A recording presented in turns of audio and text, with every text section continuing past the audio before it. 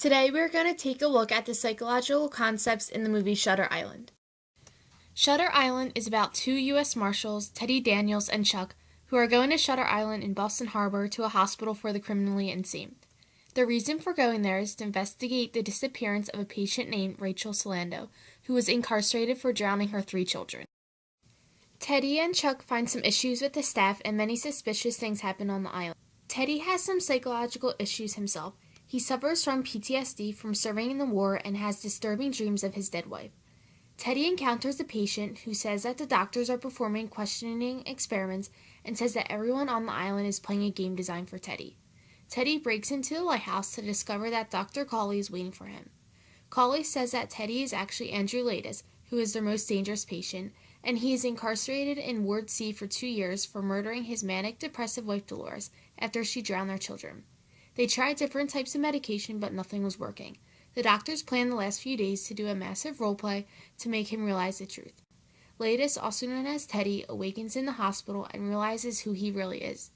Then he relaxes with Dr. Sheehan, but something bad happens. He calls Dr. Sheehan Chuck and says that they need to leave the island, so the roleplay ultimately didn't work. Latis asks Dr. Sheehan if it is worse to live as a monster or die as a good man, and is led away to get a lobotomy. Teddy is the main character in the movie that experiences the most psychological distress. He shows symptoms of post-traumatic stress disorder, dissociative identity disorder, and delusional disorder. Post-traumatic stress disorder is a condition where a person has been exposed to a traumatic event and experienced feelings of guilt, anger, and flashbacks of the event. Teddy experienced disturbing flashbacks from the war he served in. He also had visions and flashbacks of his wife when she killed their kids.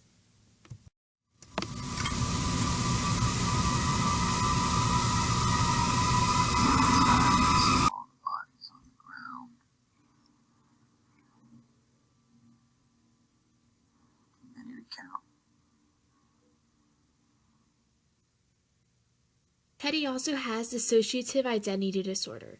Dissociative identity disorder is when someone can have multiple personalities that appear within one body, and you have trouble remembering important personal information. In reality, Teddy's real name is Latis, and he has been a patient for 2 years at the criminal hospital for killing his wife. He could not live with the fact that he killed his wife, so he creates an imaginary world with an alternate personality where his name is Teddy and he is a U.S. Marshal. He believes that his wife died in a fire started by Latis. At the end of the movie, he still believes that he is Teddy and does not accept his true personality.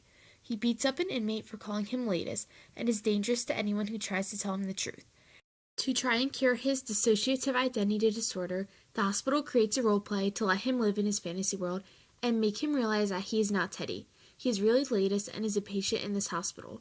His disorder is not cured, and the only way to fix him was to lobotomize him. Here it is. Your name is Andrew Latis, 67th patient at Ashcliffe. It is here by court order 24 months ago. Your crime is terrible, one you can't forgive yourself for, so you invented another self. Delusions are more severe than I thought.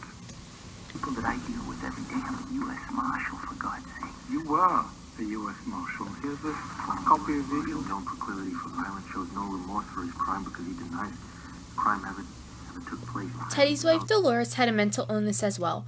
In the beginning of the movie, Dolores was happily married, young, and full of life. Through the flashbacks, we can see her getting more upset and worried about Teddy. She was worried because of his excessive drinking and not being home because of his job. Dolores tries to kill herself and is very depressed. Teddy comes home one day and asks where the kids are. Dolores killed the kids, and she was not sad about it at all. She even says that she wants to dress them up, have a dinner with them, and then go on a picnic with her dead children. Dolores asks Teddy to set her free, and then he shoots her. She most likely suffered from manic-depressive disorder, which is when your depression is at an extreme level and you have extreme mood changes.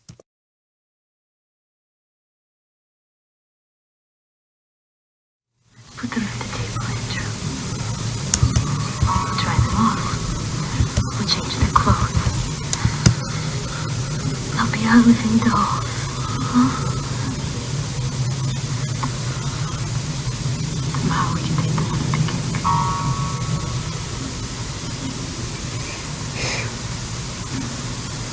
Beautiful love, Mr. Morris. Please stop talking. Shutter Island received some negative criticism about how they portrayed mental illness and psychology in the movie. Teddy's disorders, which are PTSD and dissociative identity disorder, are portrayed fairly accurately.